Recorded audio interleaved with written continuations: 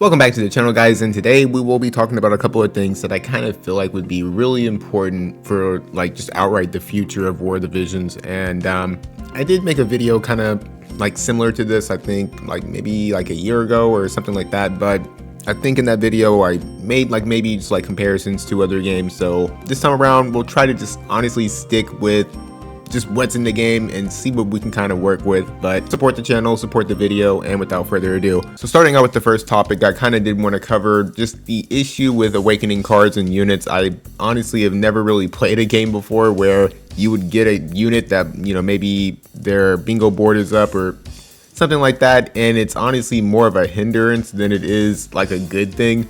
One of the things definitely outright is like you don't really want to, at least I can speak for myself, would want to waste the bingo board. Naturally enough, I would want to try and just get the character at least to 89 or wherever I need them to be just to get the bingo board done, get all those free rewards. So in case I guess I plan on building the character up, I don't necessarily feel like I wasted just like the free stuff. We know the bingo boards aren't going to make a return after the first time, so that's always something to kind of consider unless like maybe they have a weapon. And I think the same thing goes for cards. It's just extremely difficult to try to awaken things. Like you can see here, I'm sitting on a plethora of stuff that I have at 85 and at least like 6 cards. I mean, there's some other cards that are like lower back that are maxed out, but I can't really awaken them because I don't have the means to actually awaken them.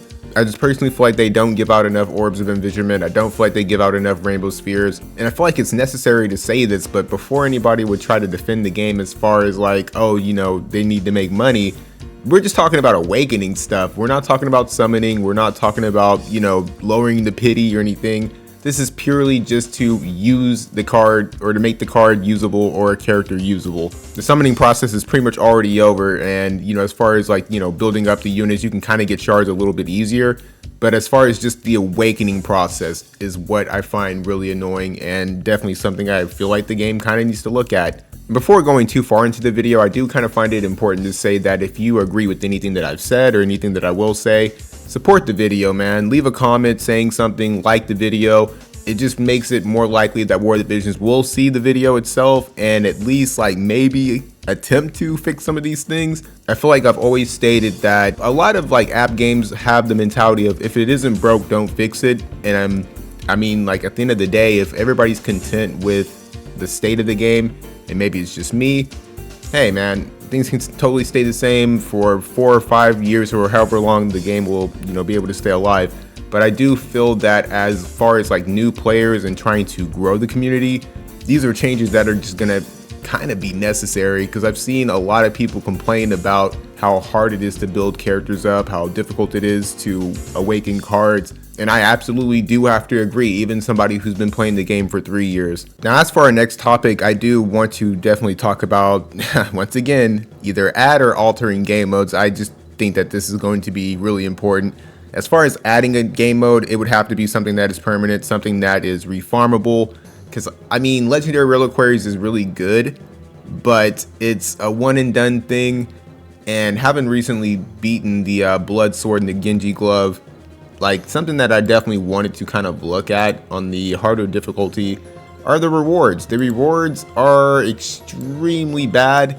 I guess if you really care about Win Veritas, I mean, it's good for you, but you have to consider that regardless if the character is good or not, it's somebody, I mean, like characters pretty much just don't have the longevity that cards do. So if this was more so to get a card that was going to just be really good, maybe it was like a job card or something that catered to the majority of characters in the game. But when you really look at like the overall of what you get out of this, for as difficult as it is and the kind of units that you would need, but I'd have to say overall, the only good things that are in here is maybe the recipes to get the Genji Glove and the sword to +1, and maybe the 500 Viz and the Rainbow Scrolls, I guess are good. But like when you really look at like the amount of Viz that you get from this is only 700. This is not good, and I'm really just like trying to compare the difficulty to the actual reward. So once again, if you are satisfied with this, I mean, definitely share your comments. Definitely, you know, at least let me see your side of things, because it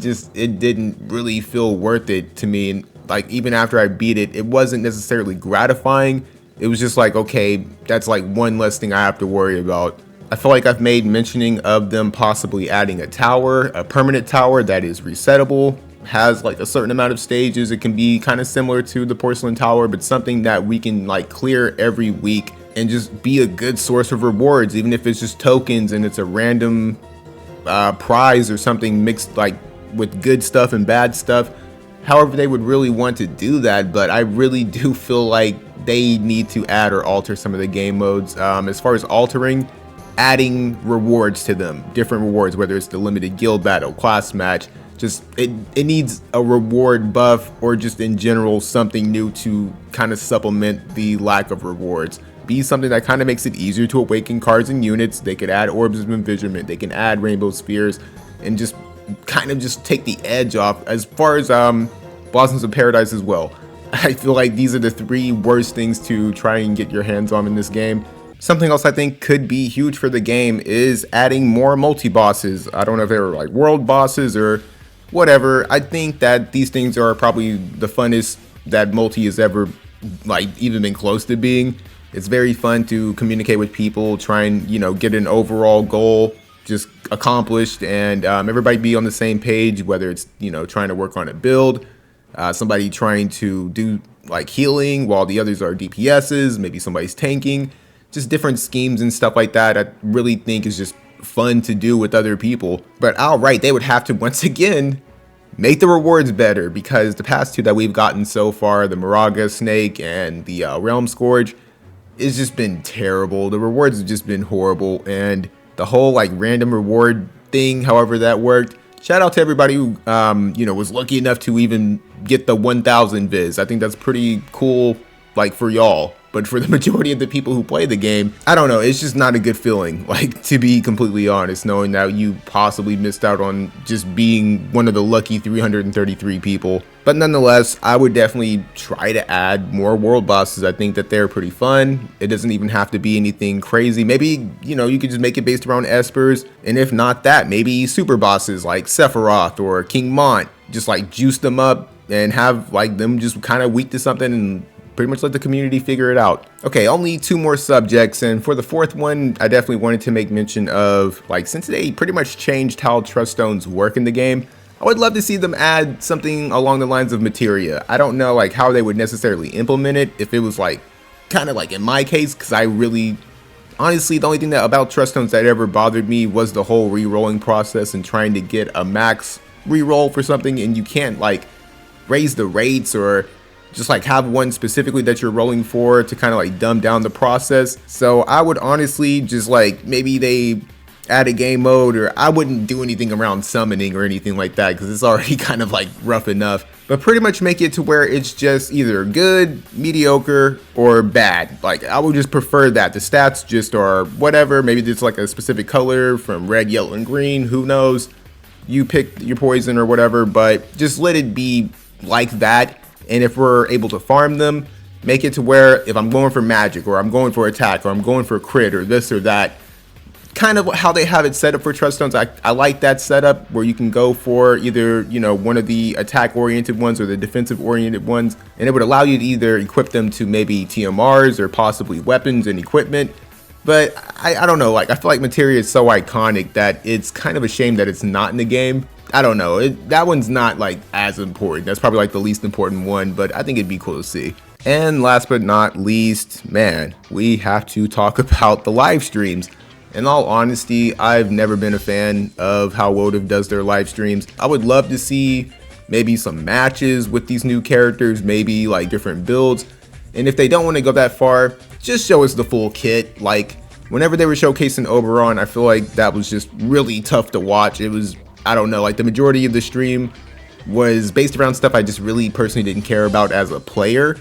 And I would love to see how good the character is. But personally for me, like, showcase the character in a fight, or maybe in PvE stuff, go through the full skill tree, look at the upgrades. I would just love a full-on character breakdown. That way we can just fully know if we want to go for the character or not, without having to wait pretty much until the character drops, or maybe our friends summon for him and they can tell us what he has. But I do feel like that's what a live stream is really for, is showcasing, and I don't think that they do a good job at that. So please, in the future, do a better job of that. And with that, that is pretty much the end of the video. Once again, you have to support the video if you agree with anything that I say, and definitely leave a comment. That stuff boosts the video into the algorithm, and it allows other people to pretty much be able to see it. If you want to share the video, by all means, I'm always down with that. Yeah, with that, I hope to catch you in the next one. Take it easy.